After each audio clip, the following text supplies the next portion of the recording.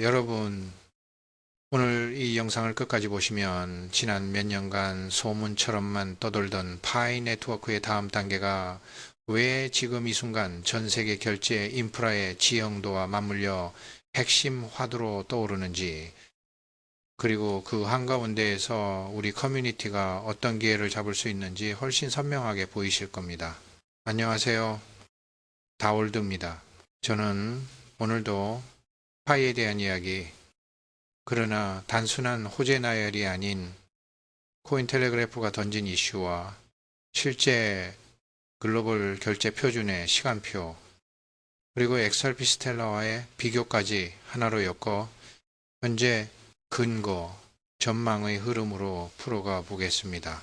특히 코인텔레그래프가 파이 네트워크가 리플 XRP, 스텔라와 함께 ISO 2022 경쟁에 들어섰다는 메시지를 정면으로 던지면서 파이의 대규모 사용자 기반이 과연 기존 결제 선도 블록체인들과 어깨를 나란히 할 수 있을까라는 질문을 제기했는데요.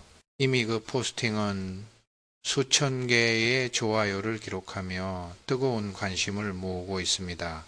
흥미로운 건 요약 게시물 뒤에 보다 심화된 블로그형 분석이 이어지고 있다는 점입니다. 저는 그 긴 글의 구조를 무엇, 왜, 어떻게의 순서로 재배치해 ISO 2022의 의미, 파이의 전략, 그리고 현실적 과제와 시나리오라는 세 갈래로 정리해 드리겠습니다. 먼저 ISO 2022가 무엇이며 왜 중요한가? ISO 2022는 전 세계 금융기관이 결제, 송금, 지급, 증권, 거래 관련 정보를 같은 디지털 언어로 주고받도록 설계된 통합 메시징 표준입니다.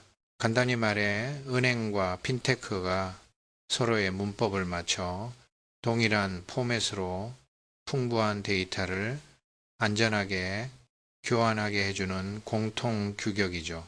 이 표준이 보편화되면 결제 목적, 송금자, 수취인, 부가정보 같은 메타데이터가 일관되고 정밀하게 전달되므로 국경 간 송금의 투명성, 정확성, 속도가 대폭 향상됩니다.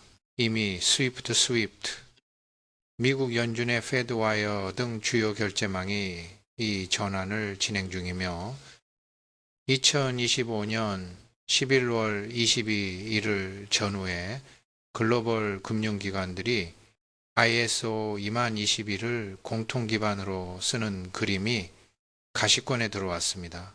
우리가 주목해야 할 지점은 여기서 블록체인의 연결성이 어떻게 활용될 수 있느냐입니다.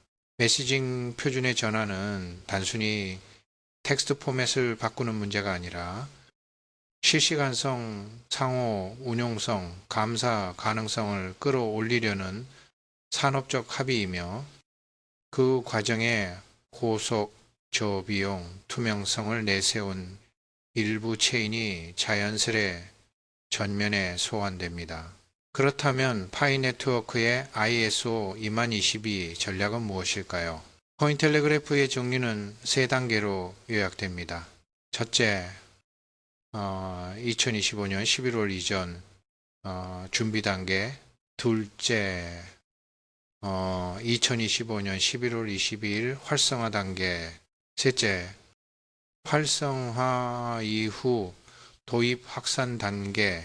이 로드맵의 바탕에는 5천만 회를 넘긴 앱 다운로드라는 파이의 거대한 사용자 풀과 모바일 친화적 생태계가 깔려 있습니다. 파이는 이 토대를 활용해 국경 간 결제 기능을 강화하고 보안성 높은 지갑과 탈중앙화 거래소 DEX, 실생활 결제까지 아우르는 흐름을 구축하겠다는 구상입니다. ISO 2021을 채택함으로써 은행 시스템과의 연동 장벽은 낮아지고 디지털 송금은 더 빠르고 저렴하며 투명해질 수 있죠. 중요한 건 이게 기술적 호환 그 이상을 의미한다는 사실입니다. 커뮤니티 기반 프로젝트를 넘어 규제된 금융 시스템과 크립토를 잇는 다리로 진화할 기회를 얻는다는 점, 그 자체가 내러티브의 레벨을 한 단계 높입니다. 여기서 잠깐 파이의 접근성과 에너지 효율성도 짚고 가야 합니다. 비트코인과 달리 파이는 막대한 전력이나 전문 장비 없이도 앱에서 간단한 참여 동작만으로도 광범위한 사용자 경험을 축적해 왔습니다. 이 문턱 없음은 대중 채택의 관점에서 다른 체인이 쉽게 복제하기 어려운 파이만의 자산입니다. 이제 비교의 프레임으로 넘어가 보죠. XRP 레저와 스텔라 네트워크는 이미 국경 간 결제 금융 통합을 위해 고도화된 대표적인 레이어 1입니다. XRP는 은행 결제업체 대상 초고속 송금 솔루션으로 거의 실시간에 가까운 결제 완료 속도를 강점으로 내세웁니다. 스텔라는 금융 접근성이 낮은 인구를 겨냥한 저비용 송금에서 존재감을 키워왔고 금융 포용성에 방점을 찍습니다. 두 네트워크 모두 ISO 20022와 호환 가능한 레일을 갖췄고 제도권 파트너십과 유동성 실적이라는 증명된 트랙 레코드를 만들었죠. 반면 파이는 ISO 20022 전환 타이밍에 맞춰 전략적 정렬을 시도하고 신흥시장 중심의 차별화 포지션을 잡고 있습니다. 다만 제도권 파트너십 거래 유동성, 누적된 실전 레코드라는 항목에서는 아직 XRP 스텔라 대비 부족하다는 평가를 피하기 어렵습니다. 그러므로 파이의 당면 과제는 복제 수준을 넘어 신뢰, 채택, 생태계 깊이를 만들어 실제 경쟁력을 체감하게 만들 수 있느냐에 달려 있습니다. 여기서 기회와 리스크가 동시에 도드라집니다. 파이는 ISO 20022 전환기라는 거대한 물결 앞에서 중대한 분수령에 서 있습니다. 모바일 중심 UX와 5천만 플러스 다운로드는 아프리카, 아시아, 라틴 아메리카 등 언더뱅크드 지역에서 금융 포용을 확장할 잠재력을 가늠케 합니다. 2025년 11월 글로벌 전환 타이밍은 국제 결제 시스템과의 연동, 디지털 송금 시장 진입 확장의 문 열림 순간이기도 하죠. 반면 규제 준수, 제도권 신뢰의 체계적 확보, 토큰 유동성이라는 3대 과제를 동시에 풀어야 합니다. 메인 앱의 성공적 론칭, 덱스의 성능, 가맹 결제의 실제 수용률 같은 지표는 장기 신뢰를 가늠할 핵심 시그널이 될 겁니다. 표준화는 송금, 상점 결제, 정부, 핀테크 협력의 응용 가능성을 열어주지만 성공의 분기점은 기술적 호환이 아니라 지속적이고 실질적인 글로벌 채택입니다. 그럼 파이의 미래에 어떤 시나리오가 가능할까요? 코인 텔레그래프는 세 가지를 제시합니다. 베스트 케이스 파이가 XRP 스텔라와 함께 세 번째로 중요한 ISO 20022 기반 결제 네트워크로 부상 미들 케이스 개발 도상국 송금 분야에서 의미 있는 점유율을 확보하지만 제도권 레벨의 확장은 제한, 워스트 케이스 기술 규제 확산의 3중 고비를 넘지 못해 국경 간 결제 스케일업의 실패, 어느 길로 가느냐는 명확합니다. 기술적 비전을 채택의 실적으로 바꾸는가, 은행, 금융기관 파트너십을 다 변화하는가, 국경 간 거래량에서 의미 있는 수치를 확보하는가, 정부 상점의 실제 사용 사례를 축적하는가, 유동성과 DX 참여, 앱 생태계 활성화를 통한 실사용 증거가 쌓이는가, 이 질문들에 대한 답이 파이의 궤도를 결정합니다. 여기서 한 가지 더 흥미로운 지점, 왜 하필 코인텔레그래프가 그것도 과거 파에 비교적 보수적이던 논조를 보여온 매체가 이번에는 ISO 2022와 파이를 나란히 놓고 심층 분석을 냈을까요? 두 가지 가설이 있습니다. 첫째, 코어팀으로부터 비공개적 힌트나 방향성에 대한 코멘트를 간접적으로라도 얻었을 가능성. 파이코어 팀은 개발 진행을 커뮤니티에 과도하게 공개하지 않는 특성이 있기에 외부 미디어가 먼저 그림을 던졌을 수 있죠. 둘째, 매체 내부의 오판 가능성.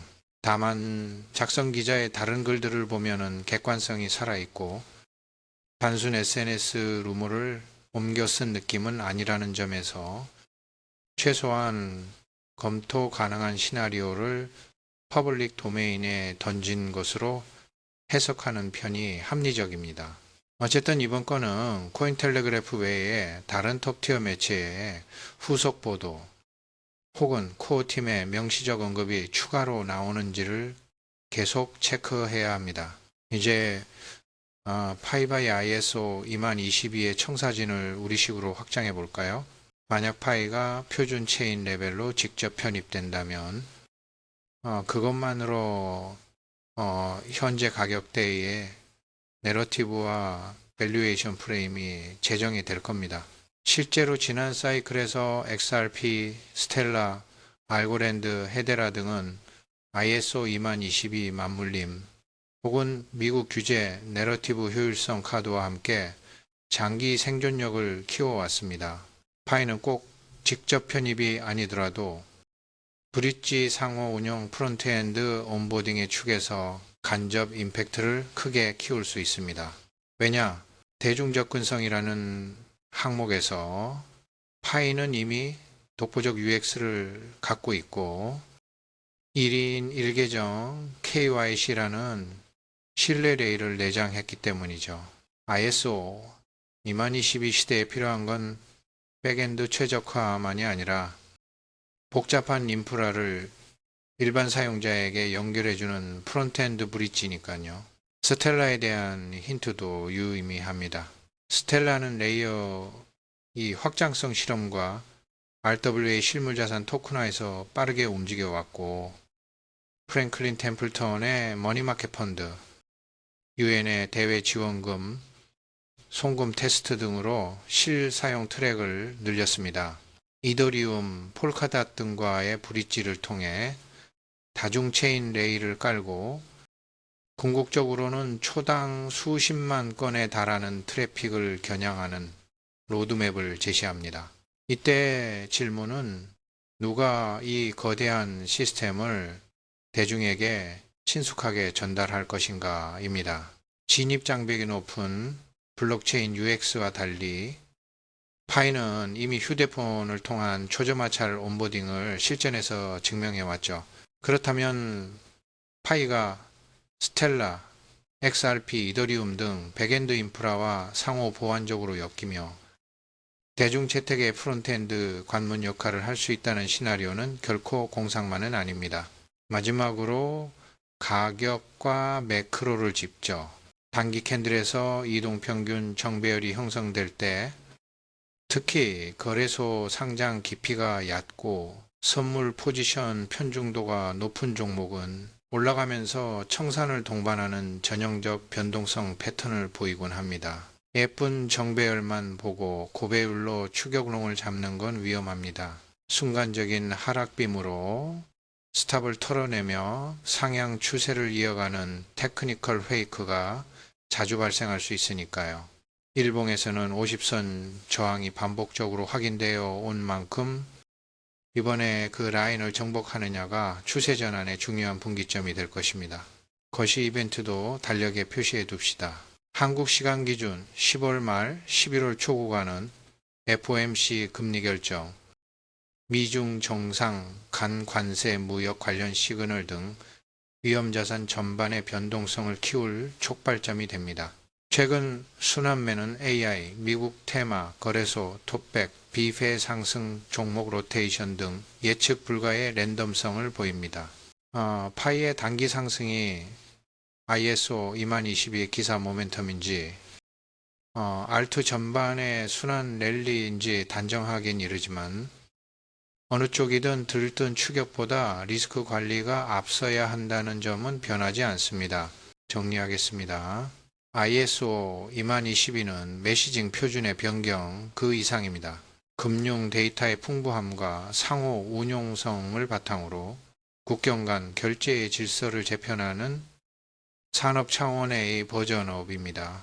XRP와 스텔라는 이미 그 전선에서 증명을 쌓았고, 파이는 모바일 네이티브, 대규모 커뮤니티, KYC 프론트엔드, 온보딩이라는 강점을 들고 타이밍에 올라탑니다.